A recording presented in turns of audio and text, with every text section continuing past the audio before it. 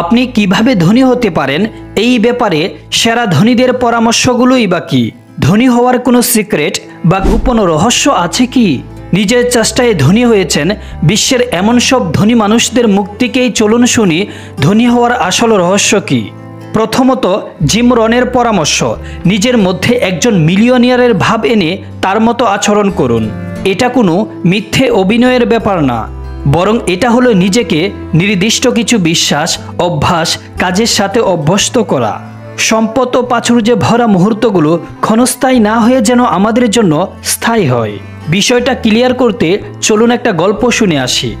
এক ছিল যুবক, যে কিনা অন্য 10টি ছেলের মতোই ছিল। তার জীবনে অনেক স্বপ্ন ছিল, কিন্তু স্বপ্নগুলো তার মনের মধ্যেই বন্দী ছিল। হঠাৎই একদিন সে সিদ্ধান্ত নিল আজ থেকে সে এমনভাবে চলাফেরা ও আচরণ করবে যেন তাকে দেখে মনে হয় সমাজের সবচেয়ে ধনী ব্যক্তিটি সে। এই কথাটা বলে সে আসলে অর্থ সম্পদের দিক থেকে ধনী হওয়াটা বোঝায় নাই। সে বুঝিয়েছে মনের দিক থেকে তার যে একটা স্পিরিট আছে সেটা একজন ধনী ব্যক্তির মতো।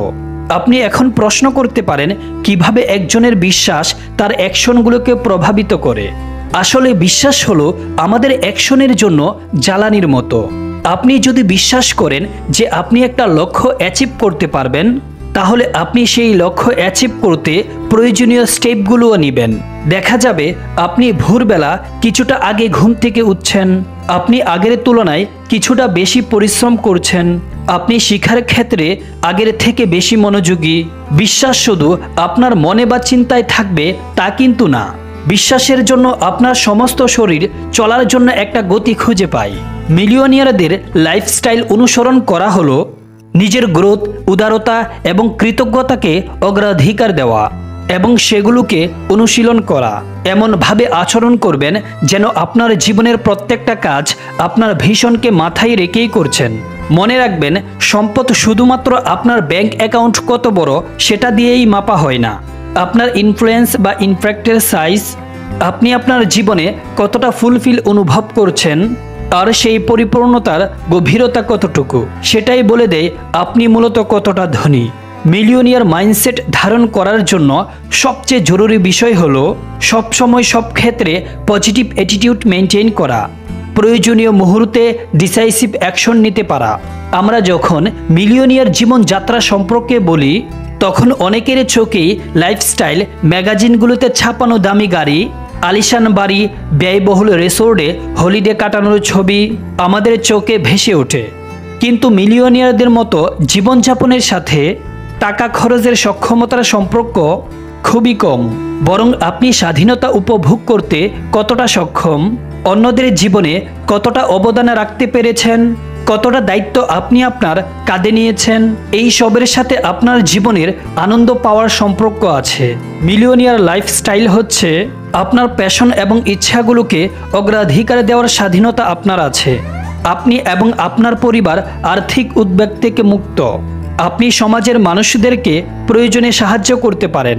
যে কমিউনিটি আপনার কাছে গুরুত্বপূর্ণ তাদের ভালো কোনো কজে কন্ট্রিবিউট করতে পারেন। আপনি যদি আপনাকে একজন মিলিয়নিয়ারের মতো দেখতে চান, তাহলে সবার প্রথমে নিজের উপর ইনভেস্ট করেন, যেন গ্রোথের অপরচুনিটিকে কাজে লাগিয়ে আপনি নিজে গ্রো করেন আর এমন কিছু করতে পারেন যেন আপনার লং টাইম সফলতা আসে। নাম্বার 2, দ্বিতীয় নাম্বার হচ্ছে রবার্ট কিওসাকির উপদেশ। আমার বাবা ছিলেন এডুকেশন সেক্টরের প্রধান, পিএইচডি সহ আরও নানা ধরনের ডিগ্রি ছিল তার। একদিন আমি বাড়িতে গিয়ে বাবাকে জিজ্ঞেস করলাম, বাবা, আমাদেরকে স্কুলে টাকা পয়সা ইনকামের কোনো কিছুই শেখানো হয় না কেন?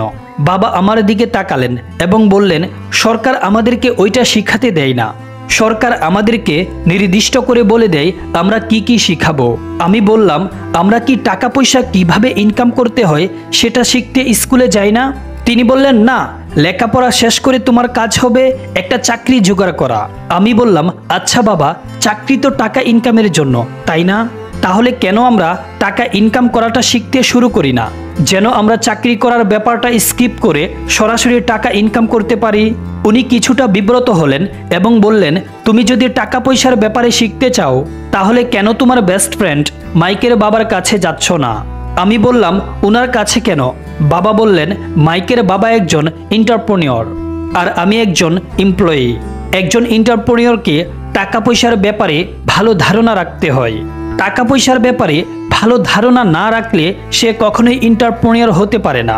আর একজন এমপ্লয়ের জন্য টাকা পয়সার ব্যাপারে জানাটা জরুরি না, কারণ সরকার কোম্পানির যত্ন নেবে আর কোম্পানি তার এমপ্লয়ীদের যত্ন নেবে। আমি বাবার পরামর্শ অনুযায়ী মাইকের বাবার অফিসে গেলাম। মাইকের বাবাই তখন থেকে আমার ধনী বাবা বা রিচ ড্যাড হয়ে গেল। আমি আমার রিচ ড্যাডকে বললাম, আমি একজন 9 বছরের বালক আপনার সামনে হাজির হয়েছি। আমি টাকা পয়সা ইনকাম সম্পর্কে আপনার কাছ থেকে শিখতে চাই। রিচ ড্যাড আমাকে একটি শর্তে শিখাতে রাজি হলেন, আর সেটা হলো আমি কাজ করব, কিন্তু তিনি আমাকে কোনো টাকা বা বেতন দেবেন না। কারণ যেই মুহূর্ত থেকে আমি তার কাছ থেকে টাকা নিব, সেই মুহূর্ত থেকেই আমি হয়ে যাব তার একজন এমপ্লয়ি। তার মতে এটাই হচ্ছে সিক্রেট। এন্টারপ্রেনিয়ররা ফ্রিতে কাজ করে, আর তুমি একজন 9 বছরের বালক, বুঝতেই পারছো তুমি তোমার কাজের জন্য আমার কাছ থেকে কোনো রকম পে চেক পাবে না। আমি বললাম, হ্যাঁ বুঝতে পেরেছি। তারপর থেকেই রিচ ড্যাডের নির্দেশে আমি অনেকগুলো কাজ করতে শুরু করেছি। হোটেলের ফ্লোর ক্লিন রাখতে কষ্ট করেছি, তার সাথে অফিসে কাজ করেছি, মার্কেটিং, অ্যাকাউন্টিং, প্রায় সবগুলো জায়গায় শিক্ষানু বিষয়ে কাজ করেছি বিনা পয়সায়। একদিন আমি আমার রিচ ড্যাডকে প্রশ্ন করলাম, আমি টাকা পয়সা ইনকাম সম্পর্কে কখন শিখতে শুরু করব? তিনি বললেন, আমরা তো সেটাই শিখছি। আমরা মনোপলি গেমস খেলার মতো ছোট ছোট সম্পদগুলোকে বড় সম্পদে রূপান্তরিত করছি। বাস্তব জীবনের সম্পদ গড়ে তোলার সবচেয়ে ভালো উপায় হলো বাস্তবে মনোপলি খেলা। আমি 4টা গ্রিন হাউসকে একটা বড় হোটেলে রূপান্তরিত করেছি। উনি আমাকে ঘুরতে নিয়ে গেলেন এবং তার গ্রিন হাউসকে দেখালেন। 10 বছর পর যখন আমার বয়স 19, তখন আমাকে রিচ ড্যাড হাওয়াইয়ের ওই জায়গাটাতে নিয়ে গিয়ে দেখালেন। বিশাল বড় একটা হোটেল। প্রথমেই ওই সম্পদগুলো অনেক বড় কিছু ছিল না, ছোট ছোট জায়গা কিনে কিনে একসাথে অনেক বড় কিছুতে পরিণত হয়েছে। তিনি প্রথমেই ছোট শপ কিনেন, আস্তে আস্তে কাজ করতে করতে অনেক বড় হোটেলের মালিক হয়ে যান। তার ওই হোটেলটা $800 মিলিয়ন বিক্রি করে দেন। অনেক মানুষকে দেখা যায় ভুল হতে পারে এটা ভেবে কোনো স্টেপ নেওয়া থেকেই বিরত থাকে। আর আমাদের স্কুলগুলোতে শেখানো হয় যেন তারা কখনোই ভুল না করে। আসলে যাদের মধ্যে এই ভয় থাকে তারা কখনোই সফল হতে পারে না। আমার পরিবার গরিব ছিল না, কিন্তু আমার ফ্যামিলির মানসিকতা ছিল গরিব। ধনী, মধ্যবিত্ত, দরিদ্র এই সমস্ত শ্রেণীভেদ শেখানো হয় পরিবারে। এই মুহূর্তে যারা বাড়িতে আছেন, যারা আর্থিকভাবে যুদ্ধ করছেন বা টানাটানির মধ্যে আছেন, অথবা কেউ কেউ অনেক টাকা ইনকাম করছেন কিন্তু তারা নিজের কাজ বা প্যাশনকে পছন্দ করছেন না, অথবা নিজের চাকরিটা নিয়ে আপনি খুশি না।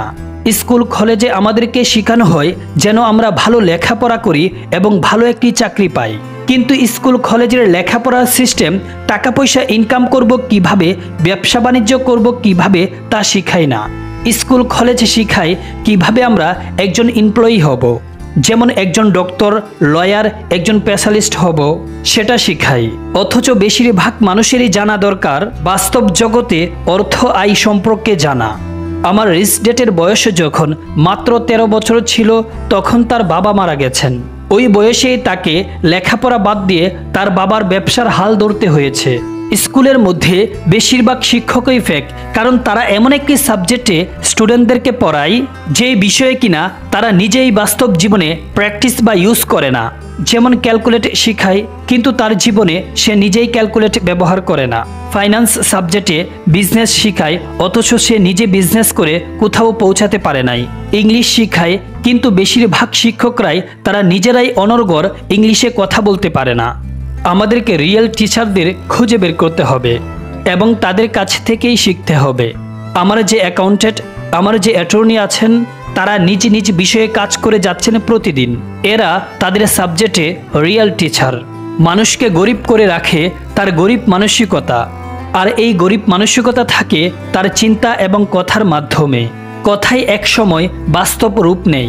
যেমন তারা বলে, আমার এত টাকা নেই, আমি কখনোই এটা অ্যাফোর্ড করতে পারবো না, আমার নেই কিংবা আমি পারবো না। এগুলো বলা আসলে খুবই সহজ। আমার রিচ ড্যাডের যে মানসিকতা, এই মানসিকতার কোনো মানুষ হলে বলবে আমি কিভাবে এটা অ্যাফোর্ড করতে পারি কিংবা কিভাবে আমি এটা করতে পারবো। মনের মধ্যে যে কোনো ধরনের প্রশ্ন জাগলে সেটা মনের দুয়ার খুলে দেয়। আর মনের ভেতরে বন্ধ যে কোনো ধারণা, যেমন আমি সেটা পারবো না, আমার তো টাকা নেই, এগুলো আসলে আপনার মনের দুয়ার বন্ধ রাখে। আপনি যা ভাবেন কিংবা আপনি যা বলেন তাই আপনি হয়ে যাবেন। নাম্বার 3, মিলিয়নিয়ার ডানপ্রিনার উপদেশ। আপনি আপনার বন্ধুগুলোকে আমাকে দেখান, আমি বলে দেব আপনার ভবিষ্যৎ কেমন হবে। আর আমি আপনাকে গ্যারান্টি দিয়ে বলতে পারি, আপনি আপনার বড় আকাঙ্ক্ষার চেয়ে বেশি কখনো কিছুই অ্যাচিভ করতে পারবেন না। আপনি যদি 1 মিলিয়ন পাওয়ার ইচ্ছা করেন, তাহলে আপনি কখনোই 1.5 মিলিয়ন পাবেন না। আপনি যদি 10 মিলিয়ন চান, তাহলে আপনার পাওয়া কখনোই 10 মিলিয়ন ছাড়িয়ে যাবে না। আপনি মিলিয়ন মানুষের জীবনের পরিবর্তন নিয়ে আসেন, বিলিয়নিয়ার হওয়ার ওটাই পথ। 1966 সালে আমি ভিয়েতনামা যুদ্ধে যাওয়ার জন্য নিজের ইচ্ছায় নিজেকে তালিকাভুক্ত করেছিলাম। আমি অফিসার্স ট্রেনিং স্কুলে প্রশিক্ষণ নিয়েছিলাম। ওই প্রশিক্ষণ আমার জীবনকে বদলে দিয়েছে, কারণ ওইটাই ছিল আমার জীবনের হাই পারফরমেন্স করার সবচেয়ে বড় অস্ত্র, যেটার বিপরীতে আমি নিজেকে অন্যদের পাশে পরিমাপ করতে পেরেছিলাম।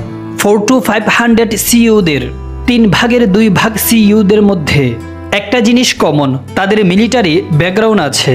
আবার মিলিটারি ব্যাকগ্রাউন্ডের সিইওদের মধ্যে 3 ভাগের 2 ভাগ যেই জিনিসটি কমন, সেটা হলো মার্শাল আর্টস। মার্শাল আর্টস আমাদেরকে কি শেখায়? ডিসিপ্লিন এবং ফোকাস। আপনার মা বাবা হয়তোবা আপনাকে বলেছে আপনি যা হতে চান তাই হতে পারেন, কিন্তু আপনি পারবেন না, আসলেই আপনি পারবেন না। বাচ্চাদেরকে বলতে হয় তোমরা যা হতে চাও তাই হতে পারো, যদি সেটা হওয়ার জন্য তোমাদের প্যাশন থাকে। কারণ কাজের মধ্যে প্যাশন থাকার কারণে অনেক সমস্যাই আর সমস্যা মনে হয় না। বেশিরভাগ মানুষ তাদের স্বপ্নকে পার্সু করে না, কারণ তাদের স্বপ্ন নেই। আর আপনার যদি কোনো স্বপ্ন নাওই থাকে, তাহলে স্বপ্ন সত্যি হওয়ার তো কোনো প্রশ্নই আসে না। আপনি যেটা আন্দাজ করতে পারেন, অনুধাবন করতে পারেন, সেটা আপনি অ্যাকমপ্লেসও করতে পারেন। কোনো পরিষ্কার পরিমাপ ছাড়াই আপনি লক্ষ্য অর্জনের জন্য কাজ করে যাচ্ছেন, এর অর্থ আপনি নিজেকে বোকা বানিয়ে রাখছেন। আমার যখন টাকা ছিল না, তখন আমি রোলস রয়েলস শোরুমে গিয়ে নতুন রোলস রয়েলস গাড়িতে উঠে বসতাম। গাড়িতে বসে গাড়ির ভেতরের সব কিছুই দেখতাম এবং সব কিছুর গন্ধ নিতাম এবং সেগুলো ছুঁয়ে ছুঁয়ে দেখতাম। আমি এবং আমার স্ত্রী $1,000,000 বাড়ি যেগুলো বিক্রির জন্য ছিল, সেগুলো ঢুকে ঘুরে ঘুরে দেখতাম। ওরা আমাদেরকে জিজ্ঞাসা করতো, আপনাদের মা বাবা কখন আসছেন? তখন আমরা তাদেরকে বলতাম, না না, আমরাই তো কিনবো। যে কোনো কিছুই যেটা আপনার নেই, তখন সেটা আছে বলে আপনি প্র্যাকটিস করবেন। তাহলেই সেটা পাওয়ার জন্য আপনার মনের মধ্যে তীব্র আকাঙ্ক্ষা, জেদ, বাসনা তৈরি হবে। আর সেটা থেকেই আপনি নিজেকে অ্যাকশনে রূপান্তরিত হবেন। যারা আজকে আমার কথা শুনছেন, তাদের মধ্যে কতজন আছেন যে সফল না হয়েও সফল হয়েছেন, এমনটি ভিজুয়ালাইজেশন বা অ্যাফার্মেশনের মাধ্যমে প্র্যাকটিস করে দেখেছেন? রোলস রয়েলস না হোক, BMW কিংবা মার্সিডিস কিংবা অন্য কোনো গাড়ির শোরুমে গিয়ে গাড়িতে চড়ে দেখেছেন? আমার ক্ষেত্রে সেটা ছিল রোলস রয়েলস। গাড়ি দেখার 1 বছরের মাথায় আমি সেই গাড়িটা কিনি। আমি বাড়ি কেনার স্বপ্ন দেখার 19 মাসের মধ্যেই সেটা বাস্তবে পরিণত হয়েছিল। দামি সবগুলোতে যান, আপনার ইচ্ছা আছে কিন্তু আপনি তা কিনতে পারছেন না, এমন জিনিসগুলো ঘুরে ঘুরে দেখেন। লয়ার, অ্যাকাউন্টেন্ট, বিজনেসম্যান, এদের সাথে গিয়ে দেখা করেন। প্রথম কয়েকটা সাক্ষাৎ তারা ফ্রিতেই দেয়। তাদের সাথে বিজনেস নিয়ে আলোচনা করলে আপনার মাথা খুলে যাবে। আমি কোনো ভালো স্কুলে পড়ি নাই, ছোট থেকেই অনেক কষ্টে বড় হয়েছে এমন মানুষদের মধ্যে সবচেয়ে ভালো উদাহরণ আমি নিজেই। আমি সাধারণ মানের একটা স্কুলে পড়তাম। আমি 3 বার ফেল করার পর অবশেষে ইউনিভার্সিটি থেকে অনার্স শেষ করতে পেরেছিলাম। আমার তেমন কোনো টাকা পয়সা ছিল না, মাত্র $820 দিয়ে আমি ব্যবসা শুরু করেছিলাম। অতএব সবই সম্ভব। তবে আমি নিজেকে একজন সফল ব্যক্তি হিসাবে অনুভব করতে মনোযোগী ছিলাম। আমি অনেক দামি কোটস্যুট পরতাম। অনেক মানুষ আছে যারা কিনা নিজে কি করবে সেটা নিয়ে দ্বিধায় থাকে, কিন্তু আপনি জাস্ট কিছু একটা শুরু করেন। আমার কখনোই সমস্যা হয়নি।